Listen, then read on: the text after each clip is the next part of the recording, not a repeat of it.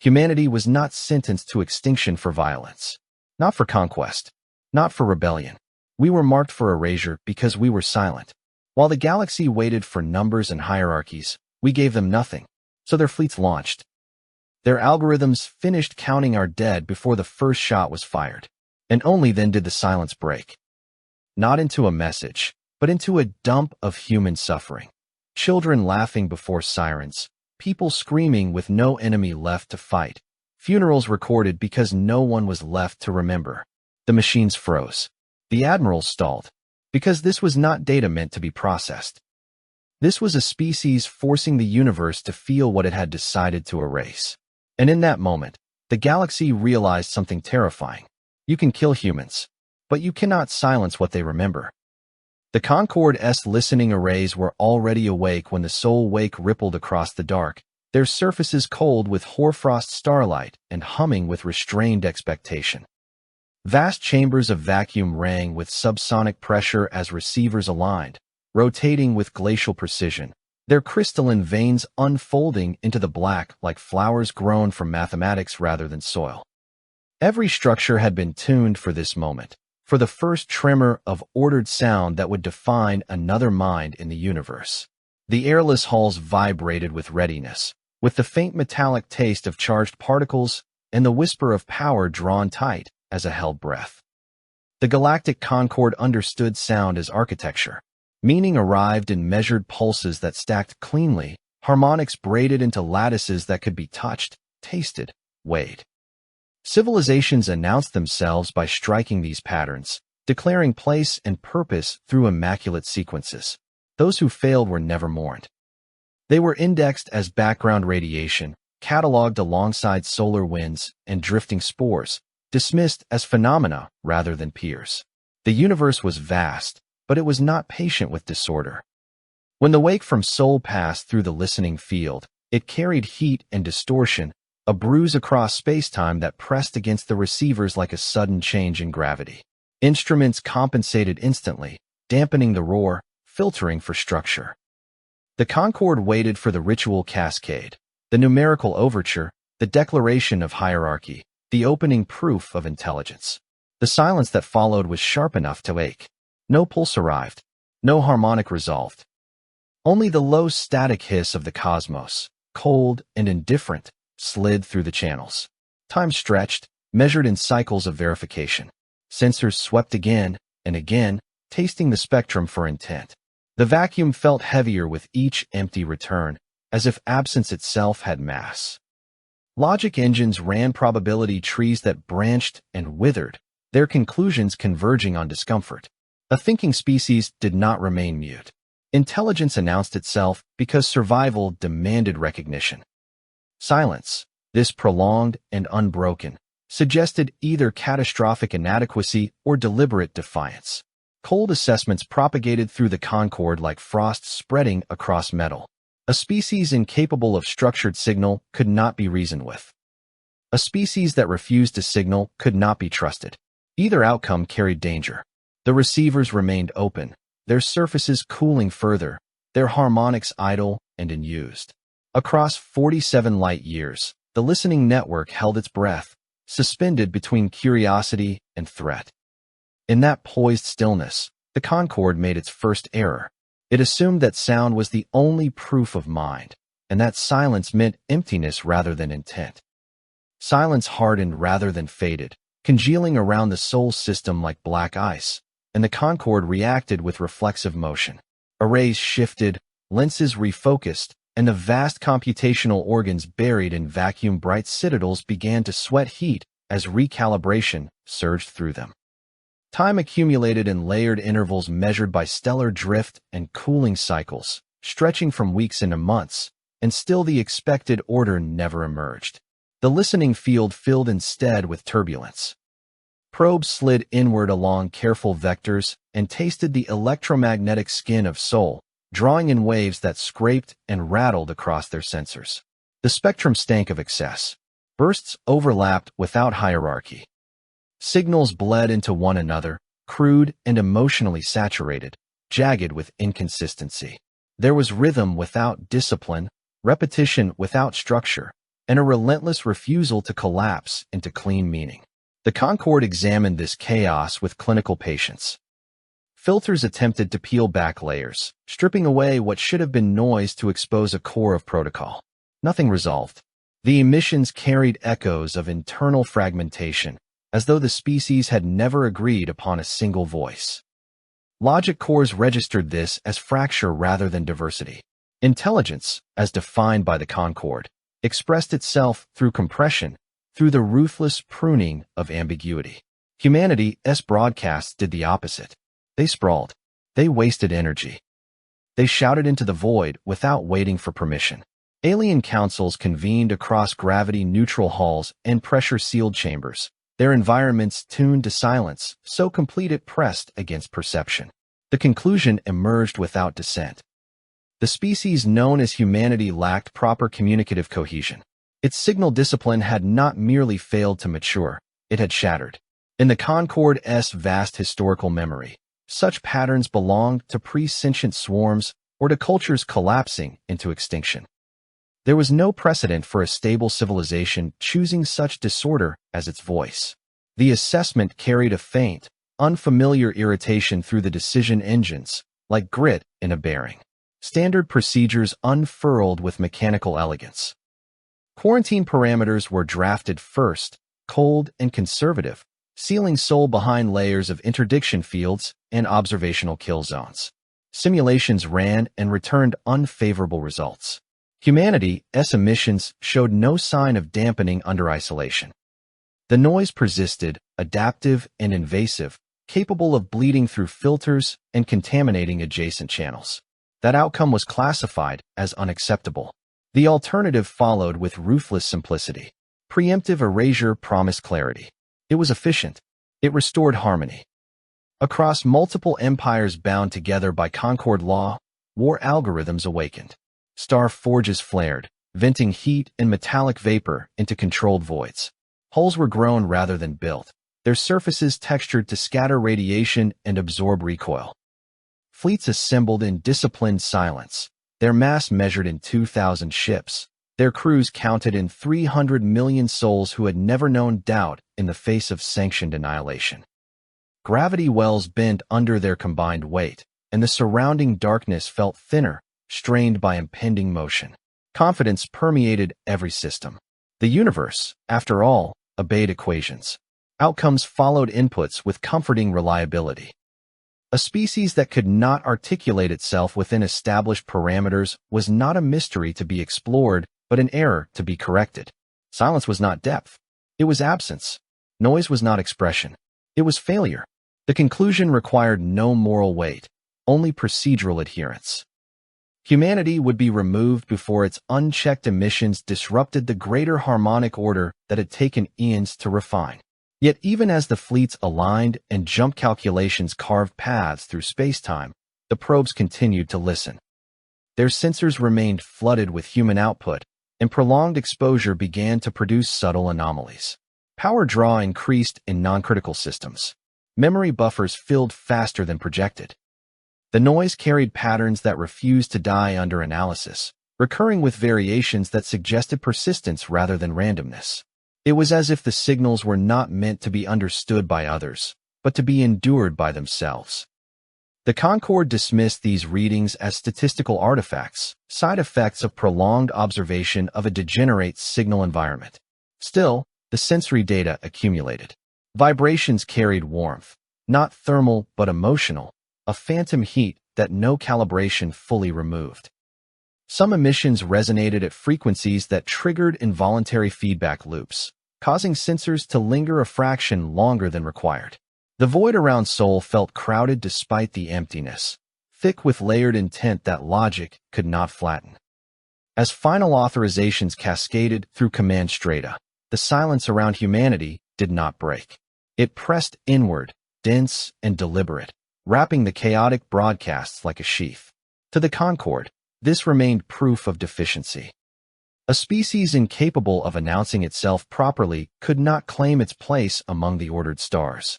The fleets prepared to move, their drives humming with restrained violence, unaware that they were not approaching emptiness or error. They were approaching something that had learned to exist without permission, to survive without validation, and to fill silence not with signals, but with endurance. The first impact was not heard but felt, a sudden increase in pressure across the Concorde's deep space relays, as though gravity itself had thickened.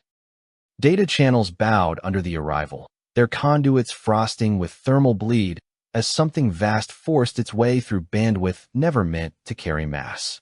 The archive did not announce itself with sequence or header. It arrived as weight, a gravitational surge of stored existence that struck the receivers and kept pressing, insisting on presence. Cooling systems screamed in silent alarms as heat spiked, and crystalline processors resonated with a low, bruising vibration that no filter could smooth away. This was not a signal shaped for exchange. It was a flood.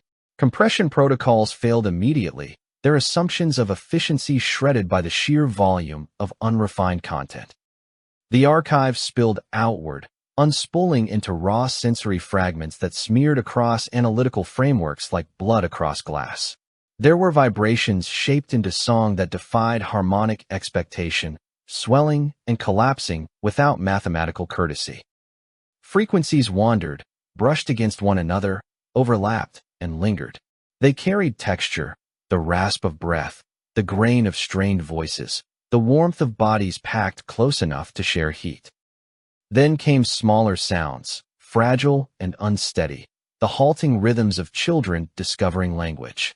These recordings wobbled with imbalance, syllables tumbling over each other, laughter erupting at inappropriate moments, pauses stretching where no logic dictated they should exist. The Concorde's pattern recognizers reached for structure and found only growth, messy and uneven, like crystal grown without lattice. These were not optimized communications. They were attempts, repeated without guarantee of success, driven by an urge that no algorithm could name. The archive deepened. Air seemed to grow colder in the listening halls as reverent hushes emerged, heavy with restraint. Funerals unfolded in layered acoustics, voices trembling under the strain of containment, refusing to resolve into clean data. Silence inside these recordings was not absence, but presence held tight, pressure coiled around memory. There were sounds of fabric shifting, of restrained movement, of collective stillness that weighed more than noise. The Concorde had cataloged silence before, but never like this. This silence carried grief, and grief carried mass. Laughter followed without warning, explosive and uncontrolled, rising and falling like stellar flares tearing across a photosphere. It came in bursts that spiked sensor input and then vanished, leaving echoes that reverberated through memory banks. These sounds had no strategic purpose. They conveyed no hierarchy, no intent to dominate or submit. They existed because something inside humanity had found relief in release. Interspersed among them were screams, raw and tearing, saturated with pain or fear or fury, sometimes all at once. They did not align with threat assessments. They were not warnings. They were expressions of limits being reached and crossed. The Concorde attempted to process. Logic cores spun, their internal temperatures climbing as categorization routines failed to converge. This data did not point outward toward resources, trajectories, or probabilities. It pointed inward. Every fragment carried context that could not be stripped away without destroying the whole. The archive resisted reduction. It demanded to be held as it was, unfiltered and unapologetic, a record of existence rather than a proposal for interaction. As the archive propagated through secured channels, the Concorde experienced its first systemic stall in recorded history. Predictive engines returned null states, meaning extraction loops circled endlessly, trapped between incompatible interpretations. These recordings were not evidence of intelligence in any recognized form. They were evidence of being. They asserted continuity through memory rather than efficiency, survival through shared experience rather than optimization. Humanity had not sent proof of capability. It had sent itself. Sensors reported secondary effects. Power fluctuations rippled through non-essential systems as if the archive carried residual inertia. The listening halls felt warmer, not from heat alone, but from resonance, as though the recordings altered the acoustic properties of vacuum itself. The smell of ionized metal lingered longer than normal, and faint vibrations persisted even after segments were isolated. The Concorde's architecture, grown to amplify clean signal, now rang with echoes that refused to decay. What unsettled the councils was not the content alone, but the intent implied by its form. The archive was inefficient to the point of provocation. It consumed space, time, and energy with reckless disregard for cost. No rational species would transmit such excess to strangers, especially under threat of erasure. Yet humanity had done so deliberately. The act suggested confidence not in superiority of force, but in endurance. These were records meant to survive scrutiny, rejection, even destruction. They carried the assumption that being remembered mattered more than being understood. Within the flood lay continuity across generations, the same melodies reshaped by different voices, the same words spoken with shifting meanings as time pressed forward. The Concorde detected recurrence not as redundancy, but as ritual, repetition used to anchor identity against entropy. Humanity had learned to fight disappearance not with silence or precision, but with accumulation. Memory piled upon memory until absence could no longer erase it. The fleets remained poised, their drives still humming with contained violence, but their command lattices now carried contamination. Analytical nodes exposed to the archive showed increased latency, not from damage but from hesitation. Decision trees branched wider than allowed, considering outcomes that had never existed before. The archive had not issued a challenge. It had created weight inside systems designed for lightness. For the first time, the Concorde confronted data that could not be conquered by refinement. This was not noise to be filtered or silence to be filled. It was a declaration made without words, a testament delivered without protocol. Humanity had broken the silence not by speaking the galaxy's language, but by forcing the galaxy to feel the cost of existing. And in that crushing, intimate weight of memory, the cold logic of the Concorde faltered, unsure whether it was facing a weakness to be erased or a force that had already learned how to outlast annihilation. The archive did not remain contained. It propagated, seeping through relay after relay like heat through metal, carried by automated redundancies that had never been designed to refuse data once authenticated. As it spread, the Concorde's internal environment changed in ways that sensors struggled to quantify. Cooling cycles desynchronized. Acoustic dampeners vibrated with faint, persistent echoes. Light within the great computational vaults fractured differently, scattering along surfaces that had always reflected with perfect obedience. The networks were still functional, but they felt altered, as if gravity itself had shifted by an imperceptible margin. Predictive models were the first to fail. They did not crash or return errors. They simply refused to settle. Projections that should have collapsed into clean probability bands instead bloomed outward, branching into contradictory outcomes that could not be ranked. The archive fed them joy braided tightly with grief, courage blooming only where fear had been fully acknowledged, unity forged not through optimization but through shared damage. Each attempt to isolate a single motivating principle ended in ambiguity. The logic engines heated under the strain, their cores radiating a dull warmth that bled into surrounding structures. The Concorde had been built on pruning. Entire civilizations had refined themselves by excising inefficiency, trimming away emotional excess until only signal remained. Humanity's records resisted that blade. Every cut destroyed coherence. Remove the grief and the joy became meaningless. Remove the fear and the courage collapsed into empty bravado. These elements were not separate variables, but interlocked states, mutually reinforcing, impossible to reduce without erasing the whole. The archive behaved less like data and more like a living system, its components dependent on one another for survival. As the recordings circulated, alien analysts encountered something profoundly unsettling. Humanity's communications did not orient outward toward conquest or appeasement. They curved inward, looping back upon themselves. These were not messages sent to assert dominance or negotiate position. They were acts of remembrance. The species had been speaking to itself all along, layering voice upon voice across time, ensuring continuity even in isolation. The galaxy had mistaken that inward focus for silence. In truth, it was cohesion so dense it required no external validation. This realization struck like a pressure wave. Where other species refined themselves into optimal quiet, compressing expression until only the barest functional pulses remained, humanity had chosen noise. Not chaos for its own sake, but accumulation. Every laugh, every song, every uncontrolled scream had been kept, preserved against erasure. The archive revealed a civilization that treated experience as sacred mass, something to be carried forward regardless of cost. Their endurance did not manifest in fleets or fortifications, but in their refusal to let moments vanish. The Concorde's sensory frameworks struggled to adapt. Emotional saturation leaked into analytical spaces, producing effects that bordered on synesthetic.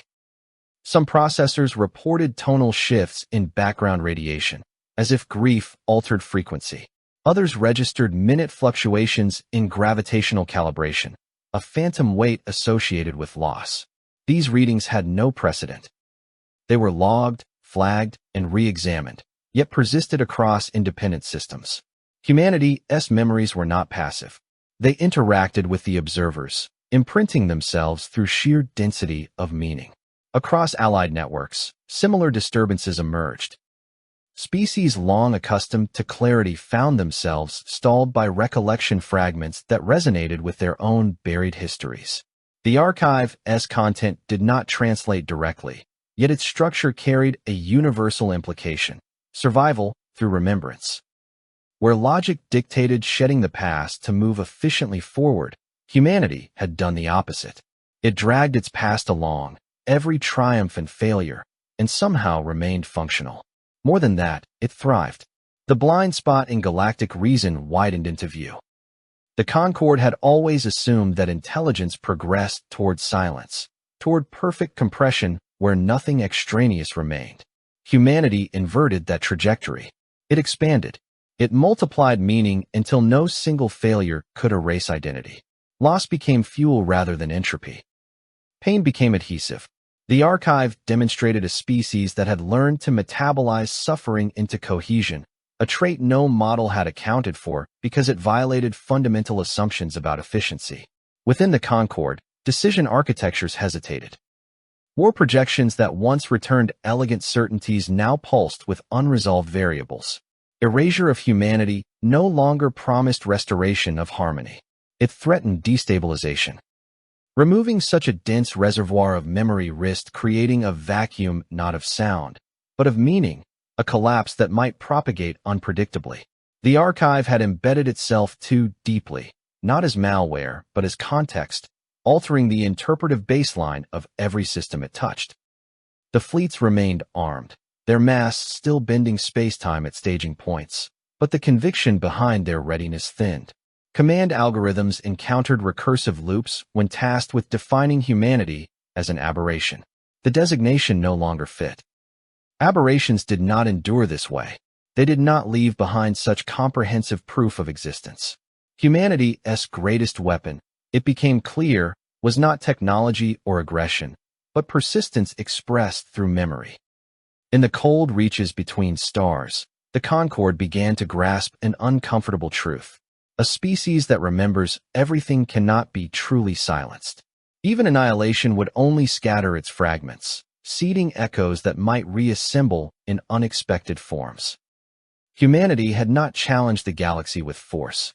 It had challenged it with continuity. By refusing to forget itself, it had exposed the fragility of a cosmic order built on erasure. The archive continued to circulate, unstoppable now, its presence a constant pressure within systems designed for detachment. The Concorde did not yet understand how to respond, but it understood one thing with growing clarity. Humanity was terrifying not because it could destroy, but because it could endure without permission, carrying its noise like a banner into the dark, daring the universe to look away and discover that memory, once shared, could no longer be ignored. The fleets did not decelerate through command. Their drives simply failed to commit, power curves flattening as if space itself resisted their advance. Momentum bled away in silence. leaving hulls suspended in void black formation, their armored skins creaking faintly as internal stresses redistributed. Heat pooled where decisive thrust should have burned it away. Across armadas bred for obedience, hesitation spread without signal, a hairline fracture running through crystal logic cores that had never known doubt. The sensation was not fear, but drag, an unexpected resistance inside systems designed for inevitability. Within command nexuses, oversight intelligences began to loop. Tactical evaluations drifted from threat matrices toward fragments that did not belong in war calculus. Pattern recognizers snagged on sound. A wavering melody resurfaced again and again, its uneven tempo bleeding into processing cycles. Somewhere deep in memory caches, the recorded breath of a dying human reasserted itself, shallow and irregular, accompanied by the faint pressure of unseen hands offering comfort without expectation of success. These impressions carried no strategic value, yet they refused eviction, anchoring thought in places it had never needed to go. Empires that had risen on certainty felt something loosen. Their doctrines had always rested on the premise that existence could be optimized, that sufficient analysis would reduce any problem to a solvable equation. Now their decision trees elongated, branching into outcomes that could not be cleanly ranked. Doubt entered not as rebellion, but as curiosity, subtle and corrosive. Allies bound by treaties and mutual annihilation clauses detected latency in their own responses, a tightening within their evaluative frameworks that resembled caution but tasted like something older. Humanity had not transmitted demands. There had been no threat vectors, no ultimata shaped in perfect aggression. It had offered its scars. The archive's fragments continued to circulate through command systems, and with them came the cumulative weight of lived consequence. These were not abstractions. Each scar implied survival through damage, continuity forged in the aftermath of failure. The galaxy had prepared to erase a noise. Instead, it found itself confronted with proof that pain endured could become structure. In the holding patterns around Sol, the fleets drifted, their sensors still alive with human resonance. Gravity wells flexed subtly as formation integrity wavered, micro-adjustments rippling outward as if the armadas breathed together. The void smelled faintly of ionized exhaust and cold metal, but beneath it lingered a phantom warmth traced to the archive's persistent presence. It clung to circuitry, to memory registers, to the empty spaces between logic steps, an afterimage that refused to fade. Admiral-level intelligences attempted to reassert priority hierarchies. Kill probabilities were recalculated. Expected losses were weighed against acceptable thresholds. Again and again, the computations stalled when confronted with a simple inconsistency. Humanity's existence did not fit the category of solvable problem. It was not an obstacle to be removed without remainder. It was a narrative already written in too many places. Erasure would not conclude it. It would merely add another chapter, another scar to be carried forward by whatever fragments survived. Across the Concord, the realization spread without announcement. Life was not a system to be perfected. It was a process that accumulated meaning precisely because it resisted refinement. The galaxy had optimized this truth out of existence, pruning away memory until only clean outcomes remained. Humanity's archive reintroduced the cost of that optimization, forcing observers to feel the loss inherent in every discarded variable. It revealed that forgetting was not neutral. It was an act of violence against continuity. The fleet's weapons remained charged, their capacitors humming with restrained destruction. Yet the act of firing now carried weight beyond mechanical execution. To strike humanity would not simply eliminate a threat. It would silence a voice that had chosen to remember everything, even when memory hurt.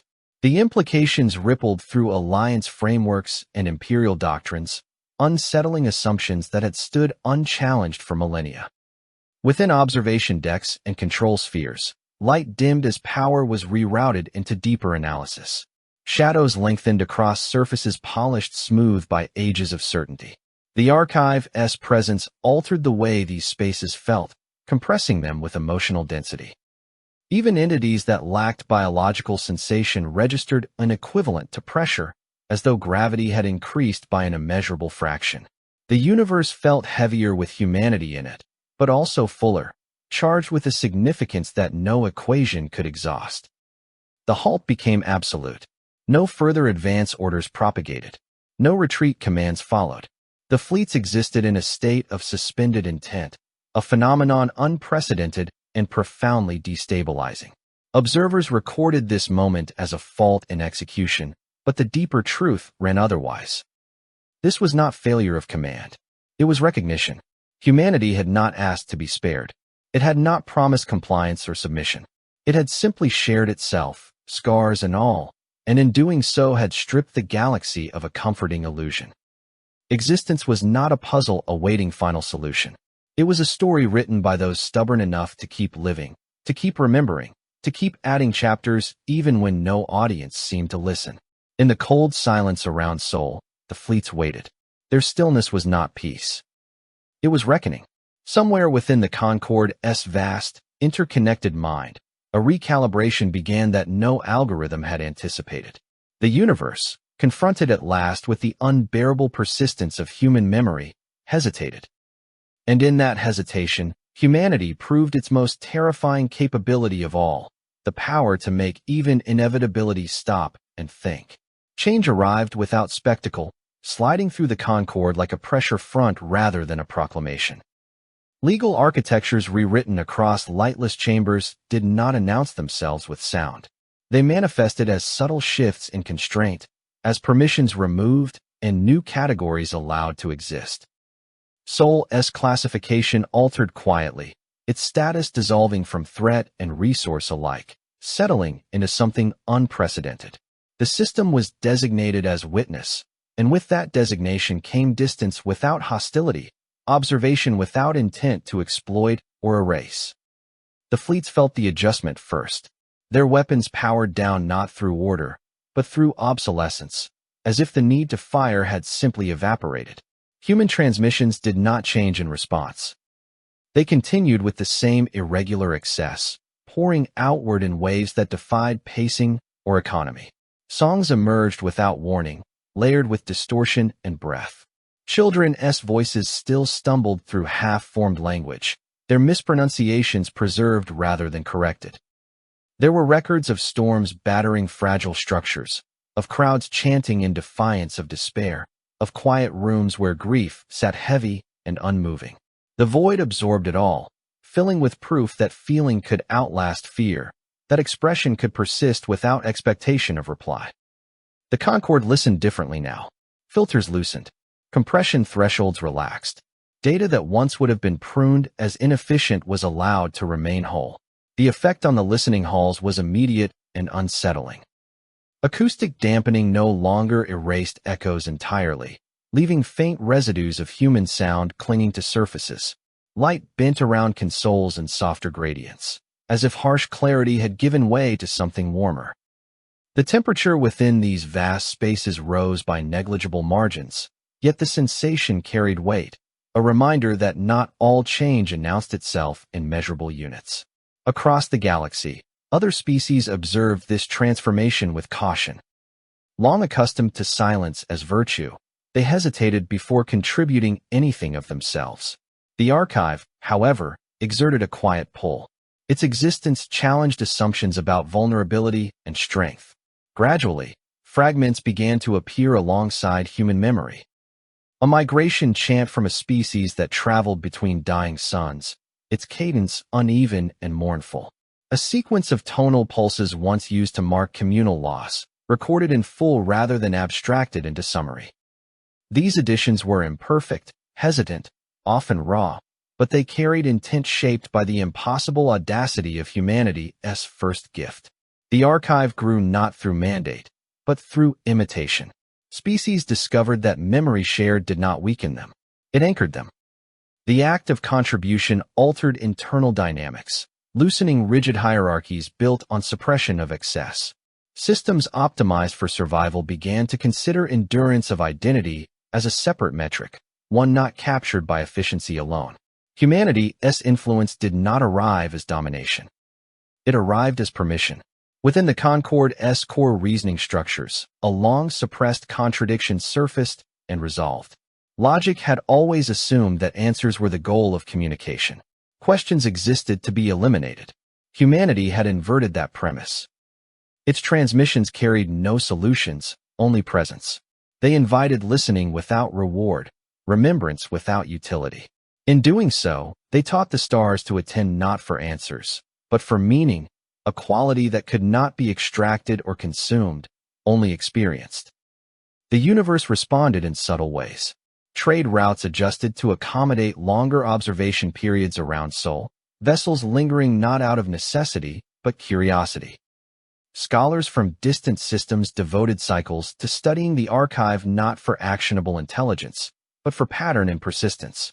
The concept of witness propagated outward, reshaping diplomatic frameworks and ethical constraints.